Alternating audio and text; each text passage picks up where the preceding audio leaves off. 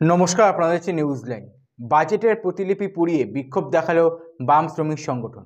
Islampur bus terminus এলাকায় বাম শ্রমিক সংগঠনের পক্ষ থেকে এক পথসভার আয়োজন করা হয়।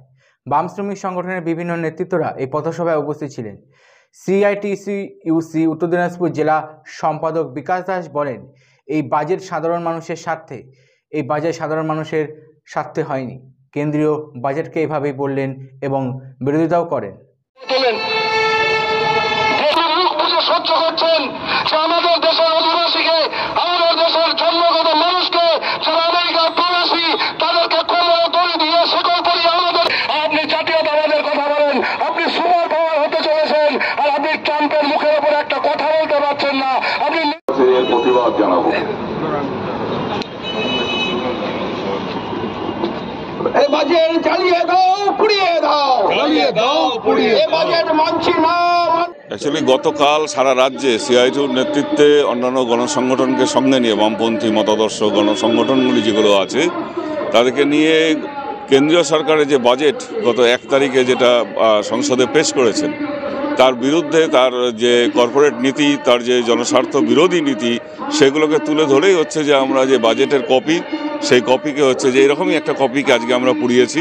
সেই কপি এখানেও পোড়ানো হয়েছে এবং হচ্ছে যে মানুষকে সচেতন করবার চেষ্টা করছি যে এদের গিমিকের যে রাজনীতি, অর্থাৎ রেল, আমাদের ভারতবর্ষে যে সবচেয়ে বড় সম্পদ রেল, সেই রেলের আপনার হচ্ছে যে এবছর গত বছর যা ছিল তার থেকে হচ্ছে যে 7,000 কোটি টাকা হচ্ছে বরাদ্দ কমিয়েছে। এই 7,000 কোটি টাকা বরাদ্দ কমানো মানে হচ্ছে নতুন রেল স্থাপন। সেই জায়গায় কি হবে? যাত্রীদের সুরক্ষার ক্ষেত্রে প্রশ্ন, সেটা কি হবে? এই বছরে 29টা অ্যাক্সিডেন্ট হয়েছে, আপনারা জানেন এনজিবিতেও অ্যাক্সিডেন্ট হয়েছে।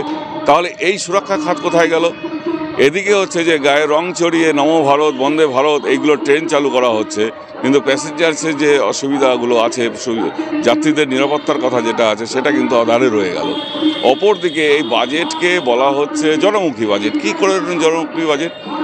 ওদেরই রিপোর্ট, ন্যাশনাল রিপোর্ট, যেটা গত 31শে জানুয়ারি সংসদে পেশ হয়েছে, যে আমাদের যারা চাকুরিজীবী এবং যারা স্বনির্ভর শ্রমিক, তাদের যে আয়, সেই আয় হচ্ছে মহামারীর পূর্বে যে আয় ছিল সেটারও নিচে।